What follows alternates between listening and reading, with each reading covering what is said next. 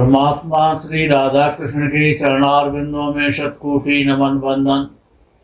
मित्रों को, जिज्ञासुओं को, धर्म प्रेमियों को, ज्योतिष विज्ञान प्रेमियों को हर हर महादेव बम बम भोले नमः शिवाय। मित्रों, ज्योतिष शास्त्र के आधार पर ऋषियों के द्वारा जन्म कुंडली में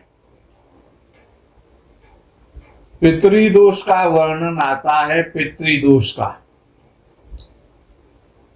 पितृदोष के कारण जीवन में काफी कष्ट झेलने पड़ते हैं, भोगने पड़ते हैं। हर कार्य में बाधा आती है, व्यापार नहीं चलता है, क्लेश का घर में वातावरण रहता है, अज्ञात शत्रु पैदा हो जाते हैं, राज्य सरकार से शत्रुओं से पीड़ा मिलती है, अनेकानेक प्रकार के रोग घर में आते रहते हैं, जिससे कि शरीर को भी कष्ट होता है, मन को भी कष्ट होता है, धन को भी कष्ट होता है, तन को भी कष्ट होता है। अपनी अपनी ढपली और अपना अपना राग घर में बड़ी दुर्दशा रहती है।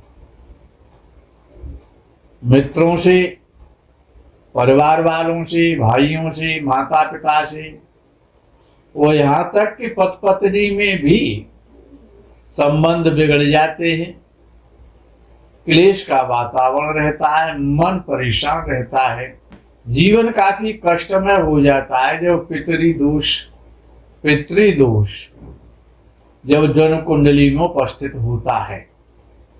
पितरों की असंतुष्टि, जो भी हमारे पितृ हैं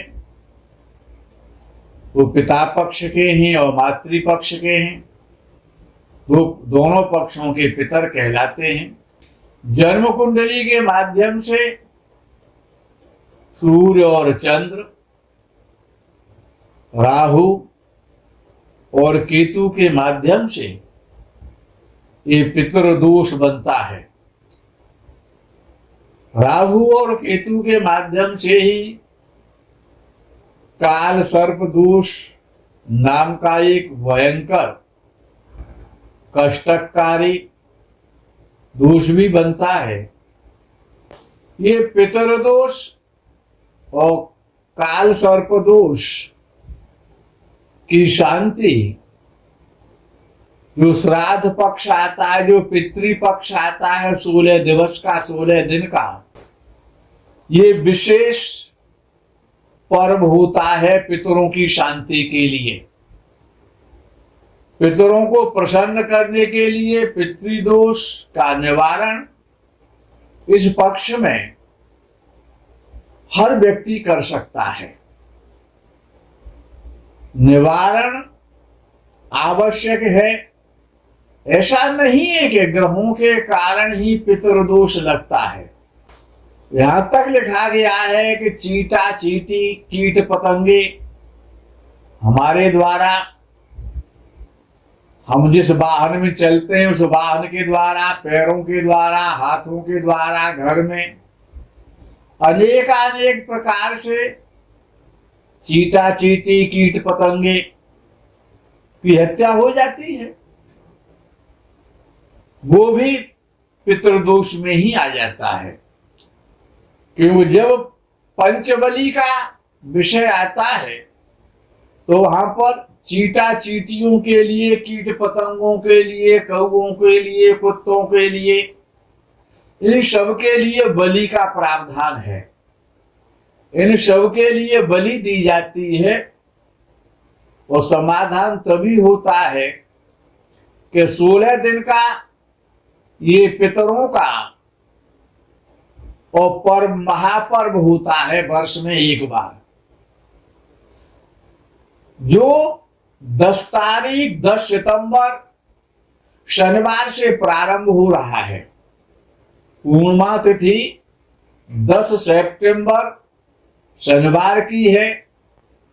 तो जो महालय का जो पर्व है, ये जो पितरों का जो पर्व है, पितर दोष को शांत करने के लिए, कालसर्प दोष के शांति के लिए, ये 16 दिन का 25 सितंबर दिन रविवार तक का जो समय है, 16 दिवस का ये महापर्व, इसमें पितरों की शांति, श्राद्ध, तर्पण और बलि और भूत यज्ञ, देव ऋषि मनुष्य पितरी तर्पण और भूत यज्ञ और बलिदान, बलि जो पंच बलि होती है वो करनी चाहिए। और अगर विशेष रूप से पितृदोष बन रहा है जिसके कारण बहुत सारी परेशानियां उत्पन्न हो रही हैं, तो यहाँ पर ब्रह्म गायत्री का कोई प्रावधान नहीं है। ओम भूर्भुवः स्वः वाली जो ब्रह्म गायत्री है वो अन्य दिनों में उसका जप किया जाना चाहिए, अन्य कार्यों के लिए करना चाहिए उसका प्रयोग।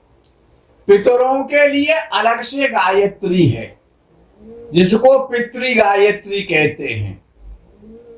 देवताभ्य पितृभ्यश्च महायोगिभ्य एव च नमः स्वाहायै स्वधायै नित्यवेव नमो नमः। ये पितरों की गायत्री है। इसी का पितृपक्ष में अपनी श्रद्धा के आधार पर, अपनी श्रद्धा और शक्ति और भावना से 11,000, 21,000, 31,000, 51,000, 1,00,000, 1,25,000 इसका जप कराने से और पितरों की शांति होती है, पितृदोष का निवारण होता है। ये जो श्राद्ध पक्ष है, श्राद्ध जो है वो कई प्रकार का होता है। एक नांदीमुख नाम का श्राद्ध होता है, एक एकोदिष्ट श्राद्ध होता है, एक पार्वण श्राद्ध होता है, एक महालय श्राद्ध होता है, एक गया श्राद्ध होता है, एक तीर्थ श्राद्ध होता है जो तीर्थों में जाके किया जाता है। इतने प्रकार के श्राद्ध हैं। तो पितृदोष का निवारण पितृपक्ष में पितृ गायत्री के जप करने से भी हो जाता है। किसी भी ये अब विषय आता है कि जो बड़े बड़े शहर हैं, जो महानगर हैं, वहां पर जब से ये टावर लगे हैं, और टावर अनेक प्रकार के हैं, टीवी देखने वाले भी टावर हैं, उनमें कुछ नेट व्यवस्था के वाले टावर हैं, कुछ मोबाइल वाले टावर हैं। जब से टावर लगे हैं महानगरों में, तब से महानगरों में पक्षियों का तो सफाया हो गया है। कोई पक्षी आपको नहीं मिलेगा। प्रायः प्रदेशों में ऐसी व्यवस्था भी चल गई है कि अगर गाय को देख लो तो गाय को ऐसे मानते हैं, गाय या बैल को, जैसे कि ये सरकार का दुश्मन है, ये देखते ही सबको खत्म कर देगा। तो नगर निगम वाले, नगर पालिका वाले उन पर ऐसी कृपा करते हैं। जो कैप्चर एनिमल नाम का कोई वाहन वगैरह एक चलता है, और उसको जो है जबरदस्ती मार पीट करके एक बार ले जाते हैं, फिर वो दोबारा संसार में नहीं आता होगा, फिर उसके द्वारा दर्शन नहीं होते हैं। तो हम तो आपसे ये कहेंगे कि पितृदोष तो कीट पतंग, चीटा चीटी, पशु पक्षी अनेकानेक प्रकार से हमारे और आपके द्वारा, प्रत्येक व्यक्ति के द्वारा, स्त्री पुरुष के द्वारा, ये जाने अनजाने में, ज्ञात अज्ञात जो भी पाप होते हैं, वो पितृदोष में ही आ जाते हैं। ग्रहों के माध्यम से तो बनता ही है, उसका तो विशेष कष्ट मिलता है। उसका भी निवारण इस श्राद्ध पक्ष में, पितृपक्ष में करना चाहिए। तर्पण करें। तर्पण का प्रावधान है कि 16 दिन पर्यंत अर्थात 10 सितंबर से लेकर के 25 सितंबर तक करना चाहिए। तर्पण में कुशा होनी चाहिए, श्वेत वस्त्र होने चाहिए, धौत वस्त्र पहन करके, बिना सिले हुए कपड़े पहन करके और तर्पण करना चाहिए। श्राद्ध भी बिना सिले हुए कपड़े पहन करके करना चाहिए। यज्ञोपवीत कुशा, यव, अक्षत और काले तिल, इनकी विशेष आवश्यकता होती है। ये सामग्री है। इनके द्वारा नित्य मध्याह्न काल में और पितरों के लिए तर्पण अवश्य करना चाहिए। ब्रह्मादय सुरा सर्वे ऋषयः सनकादयः आगच्छन्तु महाभागा ब्रह्मांडो दरवर्तिनः। सबसे पहले ब्रह्मादि देवताओं को तर्पण करना चाहिए, उसके बाद ऋषियों को करना चाहिए, उसके बाद दिव्य मनुष्यों को करना चाहिए प्रजापति तीर्थ से, सप्तर्षियों के लिए तर्पण करना चाहिए, सनकादि सनक सनंदन आदि के लिए। उसके बाद में दिव्य पितरों के लिए करना चाहिए। दिव्य पितरों के बाद में 14 यमों का तर्पण करना चाहिए जो यमराज हैं। फिर उसके बाद मनुष्य तर्पण करना चाहिए। उसके बाद पितरी तर्पण का नंबर आता है। पितरी तर्पण में पिता, पितामह, परपितामह, माता, पितामही और परपितामही, यानी पिता, दादा, परबाबा, परदादा, माता, दादी और परदादी, नाना नानी, परनाना परनानी, वृद्ध परनाना, वृद्ध परनानी, इनका तर्पण नित्य करना चाहिए। अपने गोत्र का और मातृपक्ष के यानी द्वितीय गोत्र का तर्पण करने के बाद ज्ञात अज्ञात भूले विष्णु का तर्पण करना चाहिए। उसके बाद में अंत में भीष्म पितामह के लिए तर्पण करना चाहिए। भगवान सूर्य को, दशों दिशाओं को प्रणाम करना चाहिए। सूर्य के 12 नामों का उच्चारण करना चाहिए। उसके बाद में अनेन यथाशक्ति कृतेन देवर्षि मनुष्य पितृ तर्पणाख्येन कर्मणा भगवान पितृस्वरूपी जनार्दन वासुदेवः प्रियताम न मम। ओम तत्सत। श्री ब्रह्मार्पणमस्तु। उसके बाद भगवान से और पितृश्वरों से प्रार्थना करें। सूर्य भगवान को सूर्यार्घ दें, जल दें। उसके पश्चात और बल वैश्वदेव करें। बल वैश्वदेव परमावश्यक है, कुछ भी नहीं आप कर सकते हैं।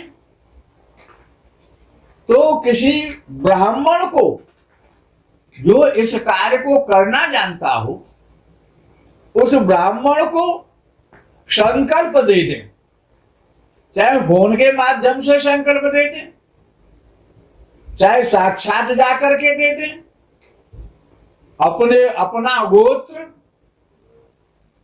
यानी पिता का अर्थात अपना गोत्र और 3 पीढ़ी के नाम, और द्वितीय गोत्र यानी मातृपक्ष का गोत्र और उनके नाम, उस प्रतिनिधि ब्राह्मण को बना करके संकल्पित करके उस ब्राह्मण को और उनसे कहें कि आप हमारे प्रतिनिधि हैं, तो हमारे पास इतना समय नहीं है, हम इस कार्य को नहीं कर सकते हैं, आप हमारे स्थान पर इस कार्य को करें। बलवैष्णदेव में देव यज्ञ आता है जिसमें मंडल इत्यादि बनता है, जिसमें आहुतियां दी जाती हैं। फिर भूत यज्ञ आता है, उसमें 20 आहुतियां दी जाती हैं। फिर मनुष्य यज्ञ आता है, फिर ब्रह्म यज्ञ आता है, फिर पंचबली आती है। पंचबली में गोबली सबसे पहले होती है गाय के लिए। सभी पितरीश्वरों का, देवताओं का, ऋषियों का निवास गो माता में है। गाय की सेवा के लिए 16 दिन पूर्ण शक्ति और श्रद्धा के साथ में गाय की सेवा के निमित्त भोजन चारे की व्यवस्था करें। गुड़ इत्यादि की, खल चुन्नी की, जौ रातब की व्यवस्था कराएं।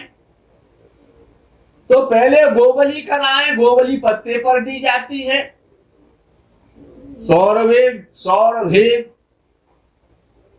सौरभेयः सर्वहिता पवित्रा पुण्यराशयः प्रतिगृह्णन्तु मेघराशं गावस्त्रलोकमातरः इदं गोभ्यो नमः। इस प्रकार से गोबली दी जाती है पत्ते पर।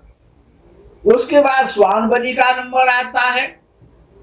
वो भी पत्ते पर दी जाती है। द्वौ स्वानौ श्याम सबलौ वैवस्वत कुलोद्भवौ ताभ्यां मन्नं प्रयच्छामि श्यामता मेता वहिंसकौ इदं स्वभ्यां नमः।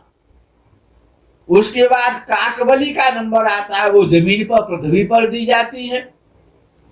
ओम इंद्र वारुण वायव्यायाम्या वै नैरततास्तथा वायसा प्रतिगृह्णन्तु भूमौ पिंडम मयोजितम इदं अन्नम वायसेभ्यो नमः। ये काकबली पृथ्वी पर दी जाएगी। फिर देवादि बलि आती है, उसको सभ्य होकर के देना चाहिए। वो पत्ते पर दी जाएगी। देवा मनुष्या पशुओ वयांशी सिद्धा सयक्षु रग दैत्य संघा प्रीता पिशाचास्तरव समस्ता ईचान्न मिच्छन्त मया प्रदत्तम इदम अन्नम देवादिभ्यो नमः। ये पत्ते पर दी जाएगी देवादि के लिए जो बलि होती है। पांचवी बलि जो है पिपीलिकादि के लिए, ये भी पत्ते पर दी जाएगी। पिपीलिका कीट पतंग पतंग काद्या बुभुक्षिता कर्म निबद्ध बंधा तेषा हृतप्यर्थमिदं मयान्नम तेभ्यो वसिष्ठं सुखिनो भवन्तु इदमन्नं पिपीलिकादिभ्यो नमः। उसके बाद अग्नि को प्रणाम करें, देवताओं को प्रणाम करें, विसर्जन करें। गच्छ गच्छ सुरश्रेष्ठ स्वस्थाने परमेश्वर यत्र ब्रह्मादयो देवास्तत्र गच्छोताशनम्। मित्रों, हमारा एक चैनल है एस्ट्रोलॉजी गुरुजी के भी अलावा, जिस पर गाय, कुत्ता, पक्षी, कौआ, इन सब की सेवा उस पर नित्य की जाती है। उस चैनल का नाम है ब्रजधामसेवा.org। ब्रजधामसेवा.org नाम से हमारा एक चैनल है। यदि आप व्यवस्था नहीं कर सकते हैं, हमारे जो दिए हुए फोन नंबर हैं उनसे आप हमसे संपर्क करें। पितृदोष का समाधान चाहते हैं तो पितृदोष का, पितृ गायत्री का जप चाहते हैं तो पितृ गायत्री भी जप हो जाएगा। 16 दिन का तर्पण चाहते हैं तब भी आप संपर्क कर सकते हैं। प्रतिनिधि ब्राह्मण को आप संकल्प दे सकते हैं, फोन के माध्यम से भी दे सकते हैं। नित्य आपकी पंचबली इत्यादि जो भी प्रावधान है तर्पण इत्यादि के सहित, इन सब की सेवा आपको प्राप्त हो जाएगी। आपका पितृदोष का निवारण होगा। पितृगायत्री का जप यदि आप कराना चाहते हैं वो भी हो जाएगा। आप हमसे संपर्क करें। ये समय बड़ा बहुत कीमती है। ये पितृदोष के लिए श्राद्ध का जो पक्ष है जो 10 सितंबर से 25 सितंबर तक चलेगा, इसका पूर्णतया अपने भविष्य को सफल बनाने के लिए इसका सदुपयोग करें और इसका लाभ उठाएं। हर हर महादेव, बम बम भोले, नमः शिवाय। जय गो माता।